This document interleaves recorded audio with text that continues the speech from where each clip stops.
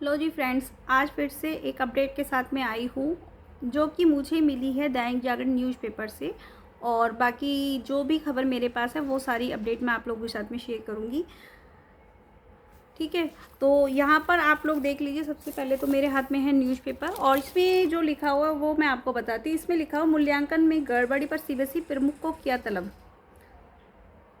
है ना। मूल्यांकन पोर्टल सुरक्षित नहीं हुई, सुरक्षा में कहीं कोई चौक। सीबीएसई अपनी गलती मानने के लिए बिल्कुल भी तैयार नहीं है। सीबीएसई ने बोला है, सीबीएसई ने ओएसएम पोर्टल हैक का दावा किया रद्द, है ना। उन्होंने जो पोर्टल हैक होने की अफवाहें थी वो सब उनको रद्द कर दिया गया उन्होंने। और उन्होंने बोला है कि मूल्यांकन पोर्टल सुरक्षित है, नहीं हुई सुरक्षा में कोई चूक। मतलब ये अपनी बात पर अड़िग हैं और इन लोगों ने मतलब कोई भी अपनी गलती को नहीं माना है। ये लोग अपनी गलती मानने के लिए तैयार नहीं है बिल्कुल भी। इन्होंने लिखा हुआ है, सीबीएसई ने एक एक्स पर पोस्ट में कहा कि इंटरनेट मीडिया पर एक यूजर पोस्ट में दावा किया गया कि उसने 26 फरवरी 2026 को एक कथित यूआरएल वाले सीबीएसई ओएम पोर्टल में सेंध लगाई थी। इसी पर कुछ समाचार भी प्रकाशित हुए हैं। बोर्ड ने कहा कि मूल्यांकन के लिए उपयोग किए जाने वाले वास्तविक पोर्टल का यूआरएल अलग था, जिससे न तो कोई इसकी सुरक्षा से कोई समझौता हुआ है और न ही उसमें इंटरनेट मीडिया पोस्ट में बताई गई खामियां मौजूद हैं। कथित यूआरएल केवल परीक्षण के लिए तैयार की गई एक वेबसाइट है, उनका कहना ये है। अभी जो दिक्कतें चल रही हैं सीबीएसई की तरफ से कि नोटबुक्स बच्चों को आज प्रोवाइड कर दी जाएंगी, अभी तक हमारे बच्चे की नोटबुक्स नहीं आई है। 27 डेट है और शाम के अभी 4 बजने जा रहे हैं, अभी तक हमारे बच्चे की नोटबुक्स नहीं मिली है। और इसमें आगे एक चीज़ और लिखी हुई है। अब इस पूरे विवाद में सबसे बड़ा सवाल यही है कि यदि प्रणाली में 3 स्तर की जांच, प्रशिक्षित परीक्षक और सुरक्षित मैपिंग व्यवस्था मौजूद थी, तो फिर धुंधली कॉपियां, गायब पन्ने, गलत मूल्यांकन और उत्तर पुस्तिका मेल न खाने जैसे मामले सामने कैसे आया। सोचने वाली बात है ये। सोचिए, सीबीएसई द्वारा जारी आंकड़ों ने इस विवाद को और बढ़ा दिया है। बोर्ड के अनुसार 26 मई शाम 6 बजे तक 4,04,319 छात्रों ने स्कैन कॉपियों के लिए आवेदन किया है। मतलब कल तक भी आवेदन किया गया है इन कॉपियों के लिए, इनका ये कहना है। एक और चीज़ है इसमें जो मुझे आप लोगों को बतानी थी, एक सेकेंड। हाँ, इसमें एक चीज़ और बताई गई है। समिति ने सीबीएसई अधिकारियों के साथ शिक्षा मंत्रालय और एनटीए के शीर्ष अधिकारियों को 1 और 2 जून को उपस्थित होने के निर्देश दिए हैं। बैठक में सीबीएसई में मूल्यांकन व पुनर्मूल्यांकन में गड़बड़ियों के साथ नीट यूजी पेपर लीक पर भी चर्चा होगी। समिति ने स्वास्थ्य मंत्रालय के अधिकारियों व स्वास्थ्य क्षेत्र से जुड़े विशेषज्ञों को भी बुलाया है। अब 1 और 2 जून को मीटिंग होगी इनकी सीबीएसई के साथ में, जिसमें इस विषय पर चर्चा होगी। मान लीजिए अगर हम लोग इस बात पर आवाज़ ही ना उठाते तो ये मामला इतना दूर तक नहीं पहुंचता जहां तक हम लोग पहुंचाना चाहते थे। आप लोग समझ सकते हो कि ये मामला कितनी दूर तक पहुंच चुका है, जिसकी चर्चा न्यूज़पेपर तक में आ रही है और जिसके लिए सभी मंत्रियों को आमंत्रित किया गया है 1 और 2 जून में इस विषय पर चर्चा करने के लिए। और कितना टाइम लेगी सीबीएसई, कितना बच्चों की मानसिक स्थिति का अंदाज़ा भी आप लोग नहीं लगा सकते। बच्चे इस टाइम पे कितने ज़्यादा ट्रॉमा में, कितने ज़्यादा डिप्रेशन में हैं, किसी को कोई फ़र्क ही नहीं पड़ता है। मेरे बच्चे की नोटबुक्स अभी तक नहीं आई हैं। आप ये देखिए 29 से ये लोग रेवोल्यूशन के लिए बोल रहे हैं, अभी तक 27 तारीख हो चुकी है, अभी तक नोटबुक्स हाथ में ही नहीं आई हैं। तो उन बच्चों की कॉपियाँ चेक कैसे करेंगे हम लोग, ये बताइए। हम लोगों के पास कोई ऐसी मशीन तो है नहीं कि हम लोग 2 सेकंड में चेक कर लेंगे या हम खुद से चेक करके आपको बता देंगे कि हमारी यहाँ पर मिस्टेक्स हुई हैं। हमें भी किसी टीचर का अरेंजमेंट करना पड़ेगा ना, हमें भी किसी टीचर से बात करनी पड़ेगी ना, टीचर को दिखाना पड़ेगा ना कि हमारे बच्चे की कॉपियाँ चेक करिए। क्योंकि हर बच्चा या हर पेरेंट्स अपनी कॉपियाँ खुद से चेक नहीं कर सकता है।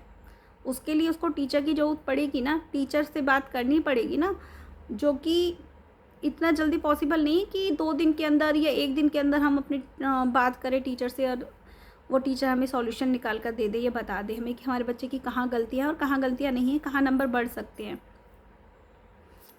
बाकी अभी तक तो यही अपडेट है। हो सकता है कि 1 या 2 जून में ये डिसीजन लिया जाए कि बच्चे की मार्क कहाँ कहाँ पर बढ़ सकते हैं, या फिर बच्चों को ग्रेस मार्क्स देना चाहिए या नहीं देना चाहिए, क्योंकि ये बच्चों की फ्यूचर का सवाल है। और बच्चों का फ्यूचर किसी भी किताब में या किसी भी कानून में इतना बड़ा नहीं है कि बच्चे का फ्यूचर दांव पे लगा दिया जाए। बच्चे के फ्यूचर से बड़ा कुछ नहीं है, चाहे कोई भी कानून हो और चाहे कोई भी रूल्स हो, है ना। और यहाँ पर सिर्फ एक या दो बच्चे के फ्यूचर की बात नहीं है, यहाँ पर बात है बहुत सारे बच्चों के फ्यूचर की, बहुत सारे बच्चों के भविष्य की। अगर फ्यूचर और भविष्य बच्चे का बनाना है तो उसके लिए बच्चों के लिए बच्चों के पेरेंट्स की तरफ से एक छोटी सी अपील करना चाहूँगी कि बच्चों को ग्रेसिंग मार्क्स दिया जाए। कमेंट्स बॉक्स खोल कर देखती हूँ तो हज़ारों बच्चों के मैसेज आते हैं डेली की daily, aunty please justice, please justice के लिए आवाज़ उठाइए, प्लीज़ बोलिए आंटी हमें 15 मार्क्स का ग्रेस मार्क्स दिलवा दीजिए, हमें 20 मार्क्स का ग्रेस मार्क्स दिलवा दीजिए। क्या ही बोलूँ मैं, किसी भी बच्चे को, किसी पेरेंट्स को, कोई पेरेंट्स के मैसेज आते हैं कि दीदी हम विडो हैं और हम अकेले सिंगल पेरेंट्स होते हुए भी हमने फिर भी अपने बच्चे को 12th तक पढ़ाया, जैसे तैसे स्कूलों की फ़ीस भरी, काम कर के, इधर उधर से काम कर के, और आज रिज़ल्ट ये आता है कि हमारे बच्चे को फ़ेल कर दिया जाता है। तो सोचिए उस माँ के ऊपर क्या बीत रही होगी कि उसने कैसे एक एक रुपया जोड़ा हो और कैसे स्कूल की फ़ीस भरी होगी, और आज वो इस राह पे खड़ी है कि उसे दोबारा से अपने बच्चे को स्कूल में एडमिशन कराना पड़े या दोबारा से उसे पूरे साल की स्कूल की फ़ीस भरनी पड़े। तो वो माँ कैसे समझ सकते हो उसकी मानसिक स्थिति क्या होगी। नहीं समझ रहे ना आप लोग, क्योंकि जिसके साथ होता है ना सिर्फ वही समझ सकता है इन चीज़ों को। और अगर आप लोग इस चीज़ के लिए सपोर्ट करते हो थोड़ा सा भी, तो please we want grace mark, we want justice. बच्चों का साथ दीजिए, पेरेंट्स का साथ दीजिए और इस आवाज़ को आगे तक उठाइए। और अपने बच्चों के लिए जस्टिस लेना हमारा अधिकार है। हम अपने बच्चों की तरफ से आवाज़ उठाएंगे और हम अपने बच्चों को समझेंगे भी, क्योंकि हमारा बच्चा हमारे ऊपर डिपेंड है। अगर हमारे बच्चे की गलती नहीं है, सीबीएसई की गलती है, तो हम अपने बच्चों के लिए आवाज़ क्यों नहीं उठा सकते हैं। गलती सीबीएसई करे और भुगते हमारे बच्चे, ऐसा तो हम नहीं होने देंगे ना। बस आज की वीडियो में इतना ही कहना चाहूँगी कि प्लीज़ जो भी पेरेंट्स हैं प्लीज़ थोड़ा सा सपोर्ट करिए।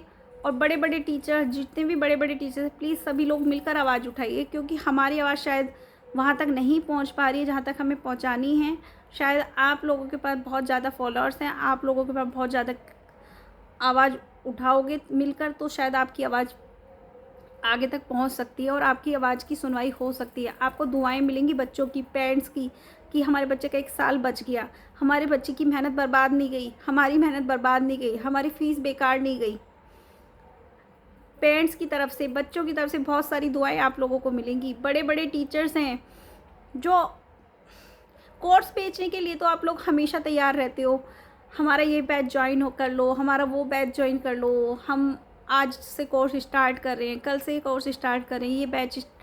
भाई टीचर की जिम्मेदारी सिर्फ बच्चों को पढ़ाने की होती है क्या? जब बच्चों को आपके सपोर्ट की ज़रूरत है, क्या उस टाइम आपको बच्चों को सपोर्ट नहीं करना चाहिए क्या? कभी कभी ऐसा भी होता है ना कि हमेशा टीचर पढ़ाई, ये ज़रूरी नहीं ना, एक सही मार्ग, ये सही रास्ता दिखाना भी तो टीचर का काम होता है ना। आज आपके बच्चे एक ऐसी राह में खड़े हैं जहाँ पर बच्चे ना आगे जा सकते हैं ना पीछे जा सकते हैं, वो बीच मझधार में खड़े हैं। उन बच्चों को एक रास्ता दिखा दीजिए, उन बच्चों की रोशनी बन जाइए, आशा की किरण बन जाइए, उन बच्चों के लिए लड़ लीजिए थोड़ा सा, उन बच्चों के लिए थोड़ी सी फाइट कर लीजिए, उन पेरेंट्स की आवाज़ को सुन लीजिए जो पेरेंट्स कुछ कहना चाहते हैं, कुछ बताना चाहते हैं, कुछ बोलना चाहते हैं, उन पेरेंट्स की आवाज़ को सुन लीजिए, उन बच्चों का थोड़ा सा भला कर दीजिए।